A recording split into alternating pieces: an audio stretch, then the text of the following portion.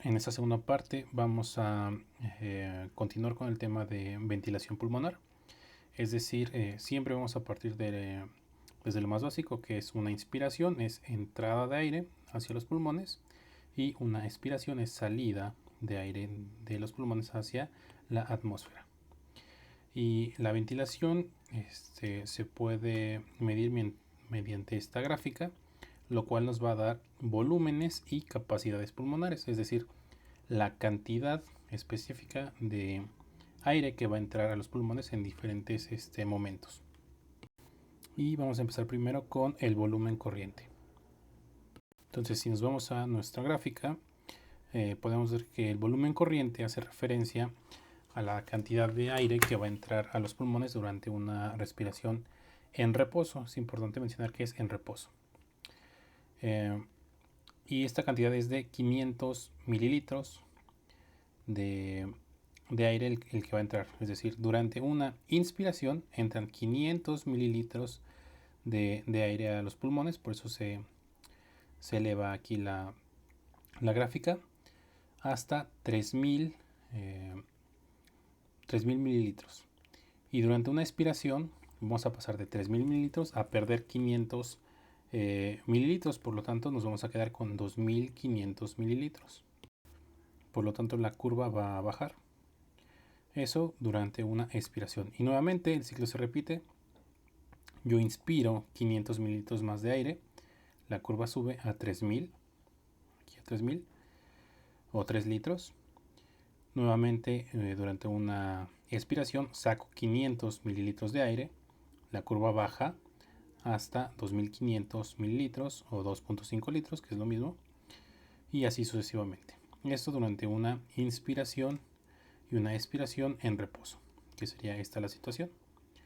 Entonces la cantidad de aire que se mueve en esta circunstancia es de 500 mililitros o medio litro. O sea, esto es lo que se mueve, pero siempre paso de 2500 a 3000. 2500, 3000.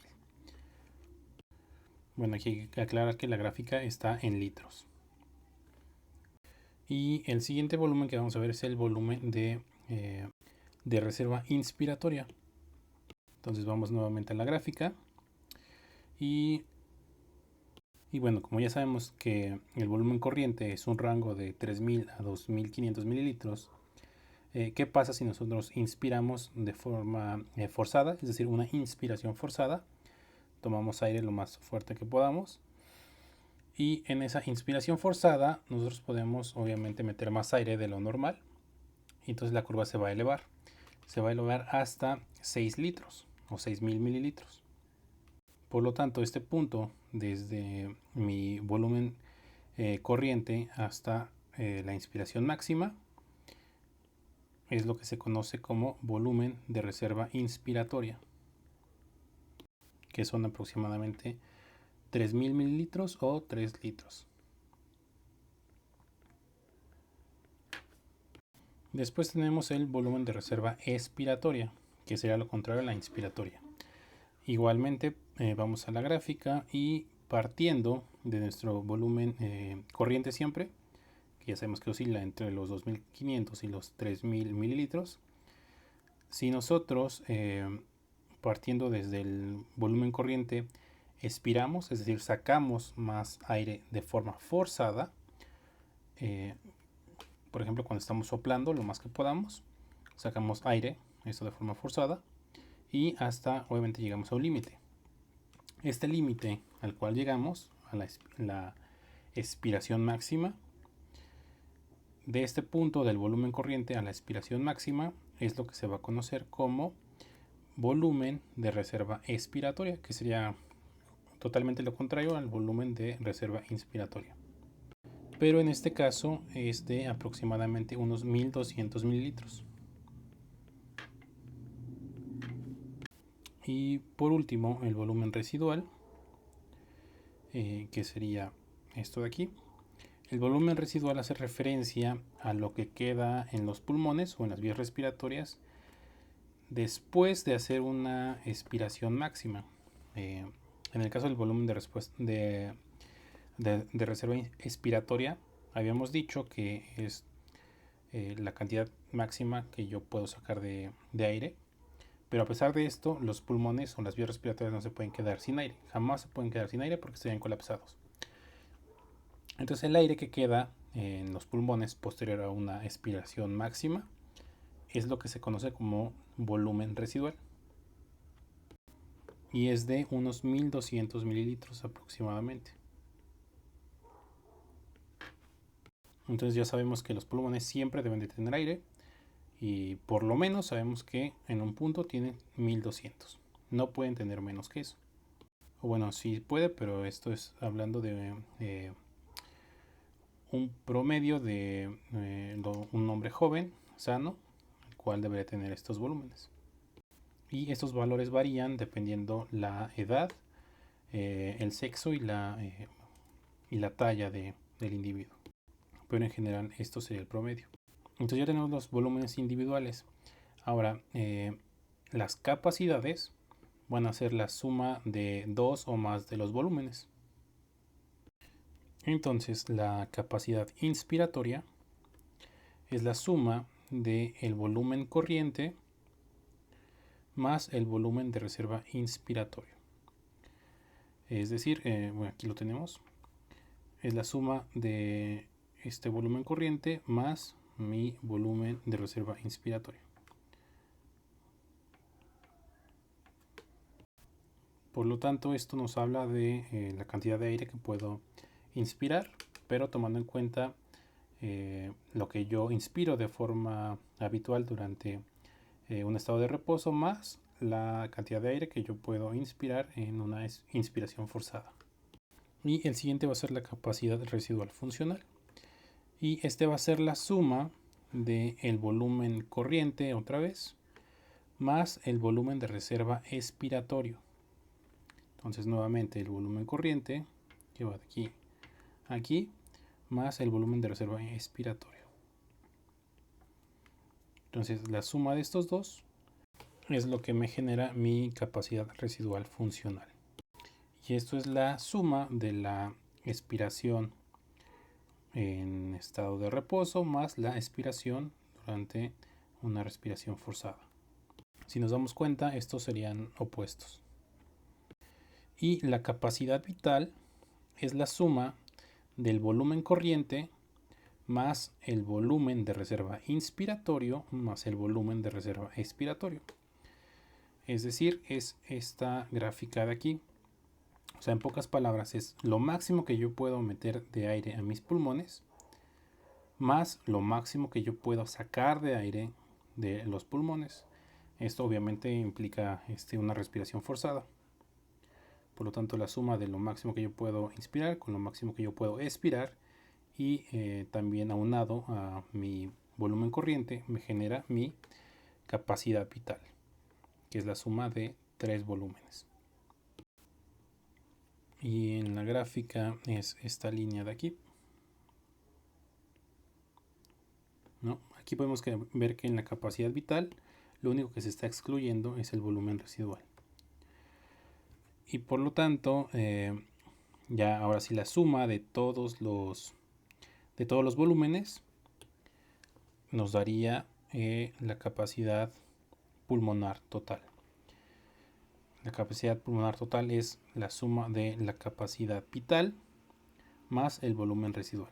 Básicamente todo el aire que puede entrar dentro de los pulmones, contando al volumen residual, obviamente.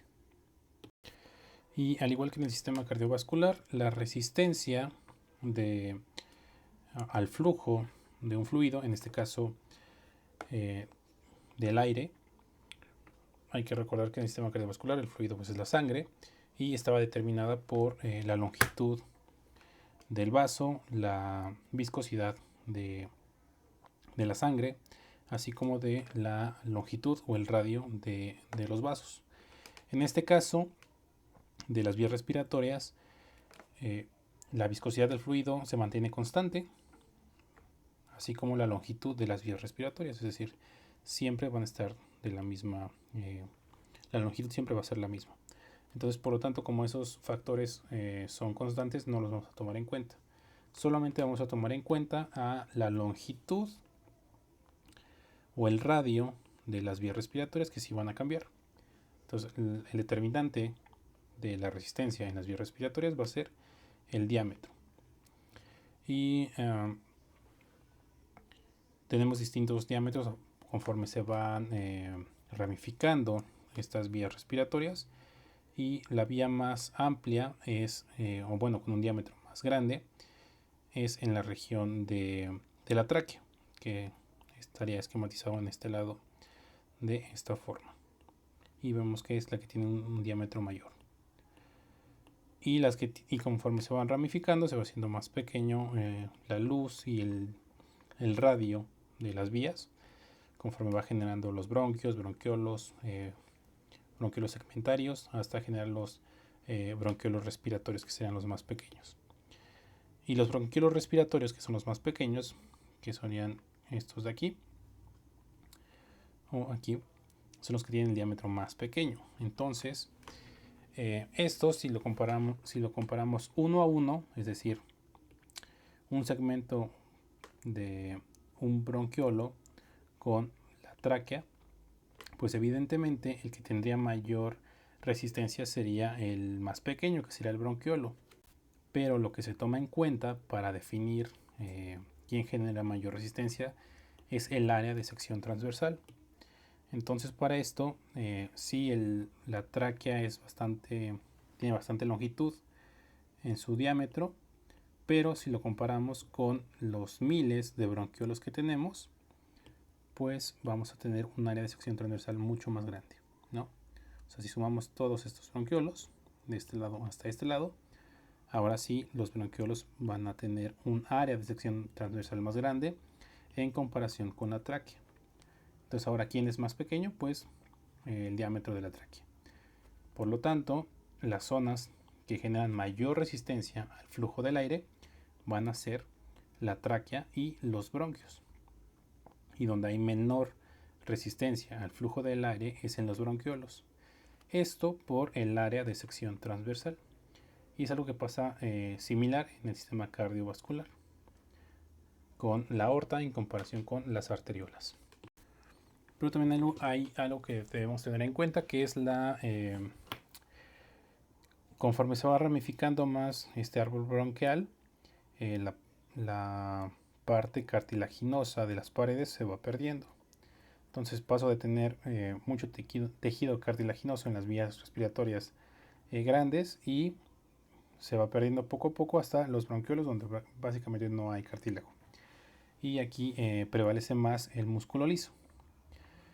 Por lo tanto, de forma normal, los bronquiolos no interfieren tanto en la resistencia, pero si llega a haber una estimulación simpática por catecolaminas del músculo liso, este se puede contraer y ahora sí se va a hacer más pequeña la luz, y por lo tanto en esa situación sí generaría mayor resistencia, pero aclaro, solamente por una contracción del músculo liso. El volumen respiratorio minuto es la cantidad de aire nuevo que entra a los pulmones en un minuto. Esto en un estado de reposo. Y es de aproximadamente 6 litros o 6.000 mililitros. ¿Y esto cómo se determina? Bueno, debido a que es por minuto, ya sabemos que el volumen corriente, durante el volumen corriente en una respiración en reposo se mueven 500 mililitros de aire. Durante una inspiración yo meto 500 mililitros y durante una expiración yo saco 500 mililitros. Entonces, si multiplico esos 500 mililitros por la frecuencia cardíaca, que va de 12 a 20 respiraciones por minuto, pues voy a tener en promedio la cantidad de 6.000 mililitros por minuto, 6 litros, que sería 6.000 mililitros que entran de aire nuevo a los pulmones cada minuto, y que es similar al gasto cardíaco. más bien sería la analogía al gasto cardíaco en, pues obviamente en el aparato cardiovascular, que es la cantidad de sangre que sale del ventrículo por minuto. En este caso es la cantidad de aire que entraría al pulmón por cada minuto. Ahora, a pesar de que hay un intercambio constante de aire cada vez que respiramos, inhalamos o exhalamos, no todo el aire que entra llega hasta la zona de intercambio. Hay que recordar que hay dos zonas, una zona de conducción y una zona de intercambio que sería en el epitelio alveolar. Entonces cuando inhalamos introducimos aire a los pulmones, pero no toda llega hasta la zona de intercambio. Y el aire que se queda en la zona de conducción, por ejemplo en la tráquea o en los bronquios, se le conoce como un espacio muerto, porque es aire que no se va a intercambiar o no va a intercambiar sus gases. Y este espacio muerto es el espacio muerto anatómico, que es de aproximadamente 120 mililitros en cada respiración. Entonces, en conclusión, el espacio muerto anatómico es la zona de las vías respiratorias en las cuales no se genera intercambio de gases. O sea, el aire se queda ahí atrapado y es muy similar al aire de la atmósfera. Y después tenemos el espacio muerto fisiológico. Eso se refiere a las zonas de intercambio, es decir, en los alvéolos, que no se genera pues vaya intercambio gaseoso, ya que como vamos a ver en temas posteriores, hay situaciones, hay momentos en los cuales algunos alvéolos no contribuyen al intercambio gaseoso. Y bueno, debido a esto no se puede dar un valor predeterminado como en el espacio muerto anatómico. Pero es importante considerar que sí existe el espacio muerto fisiológico. Entonces, determinado por los alvéolos que no contribuyen en un momento dado al intercambio de gases.